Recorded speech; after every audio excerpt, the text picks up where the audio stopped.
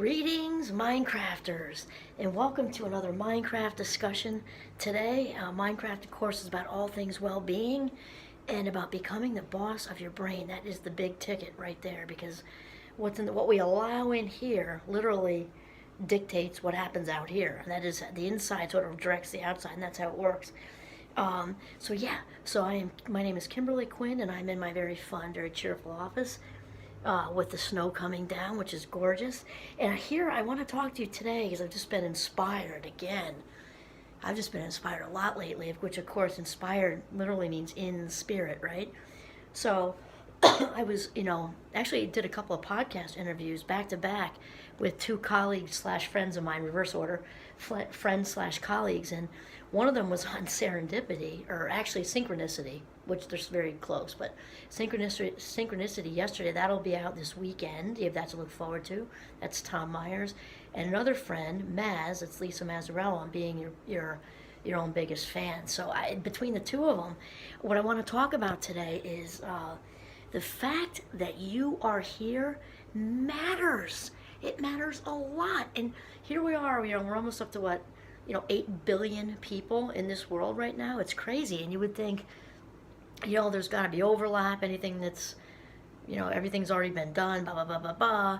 We add into that all the, the ways we cannot feel enough and all the negative self-dialogue, blah, blah, blah, blah, blah. And we can sometimes just get that feeling of being, I'm thinking like, this came to me, of course, being on Fifth Avenue, the beautiful Fifth Avenue during Christmas time. It's absolutely gorgeous. However, if you know how New Yorkers do the stride, if I weren't holding the camera, I could show you, but it's like you get swept up like lemmings, and if you try to go opposite how they're going, you can't do it. And I think it's very difficult to do it, and I think that we can get caught up in feeling alone in a crowd, or like one of many, or like what we are doing isn't important, doesn't matter, and all, and maybe the job we're doing is it's something perceived by people in general to not be as important, which that there doesn't such a thing doesn't even exist.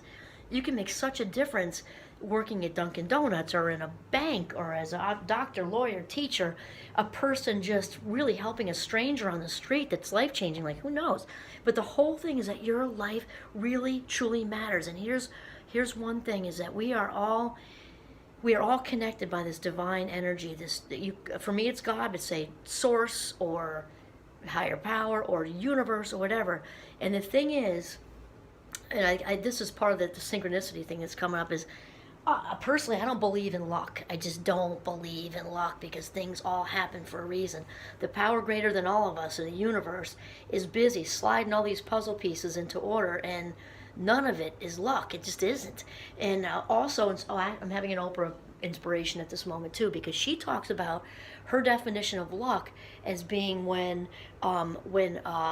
preparation meets a moment of opportunity. I love that, because it's like we're just floating around and stuff happens. We've kind of like we've been in alignment with our personality and kind of getting our stuff together, and then the opportunity shows up. There's nothing lucky about that. The universe is listening, because we all have a conversation in our heads before whatever is next. We don't always notice it right away, but it's just like if we're no longer happy in a job, and I'm not even saying miserable, it might just be we're kind of plateaued and we're not growing anymore. Okay, so we start to have this conversation in our head when we're in the car, for example. We're headed wherever we're headed, and these thoughts just start to come into our heads, or we're in the bathtub or whatever. And none of it is luck, because the universe is listening to every single thought that goes out there, and that's when the conversation picks up momentum like a snowball and turns into something. The other thing I don't believe in, unless we rephrase, is coincidences. So I was having a talk with my friend Tom, the synchronicity guy, yesterday, and we were talking about it. He had so many stories that were just wild, that things that had happened. And, like I told him, shared a few of mine with him, bumping into a friend in Manhattan who was on my mind. Like, think of that. Like, what are the chances of that? And bumping into another friend at the Cliffs of Moher in Ireland. Think of the chances of that. We knew we were both in Ireland, but we actually, on opposite sides, made no plans. She didn't know we were at the Cliffs of Moher, nothing. and her husband starts walking towards us in the cafeteria. Like we could have been in the restroom. Think of the timing of that, even if you're actually at the same place.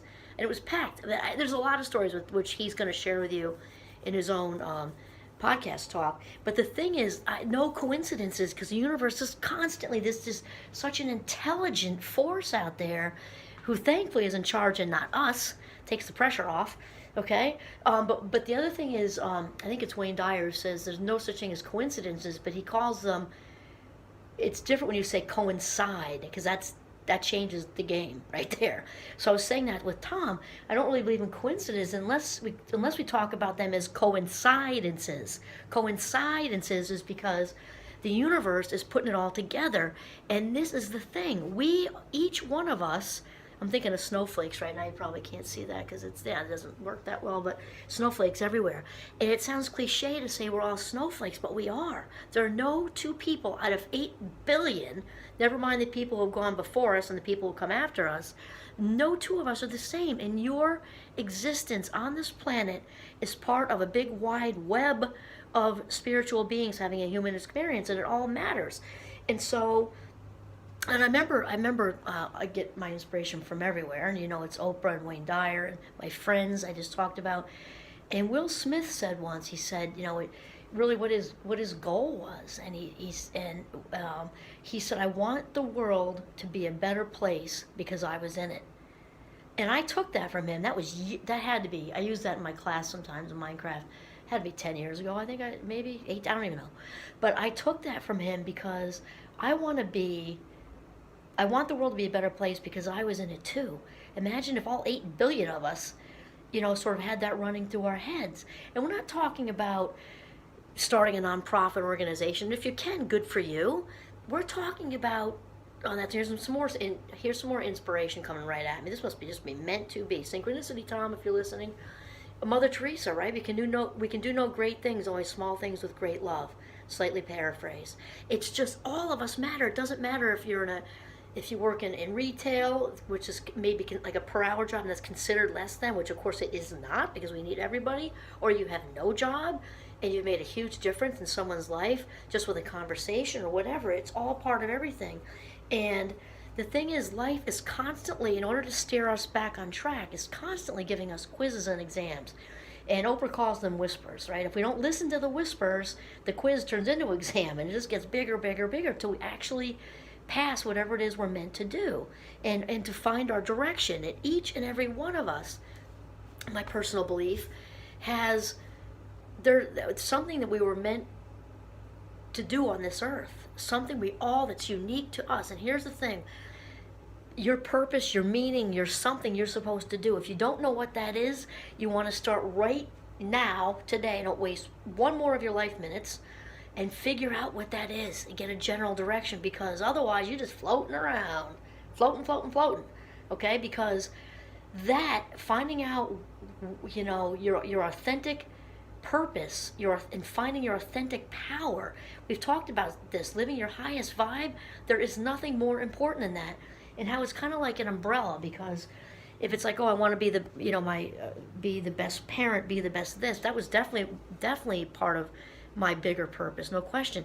But living your highest vibe is like the umbrella over all of that, because when we are living on our highest vibe, we found our authentic power, we are whole and complete, and we are just spreading the love and positivity all over the place, and it leaks into all those other things. We're in the flow zone.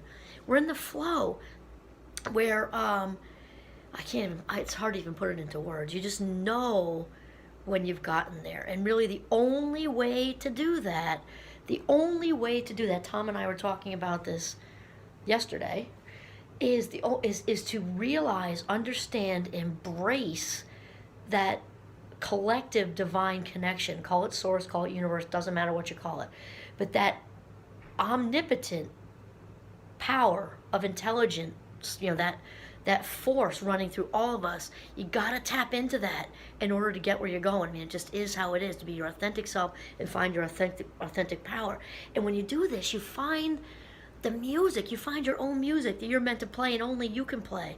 And then hopefully, at least this is my personal goal, is I am not checking out of this earth until every last note has been sung or played, whatever. I got a lot of music in me still. I'm playing my music now, and I'm not done yet.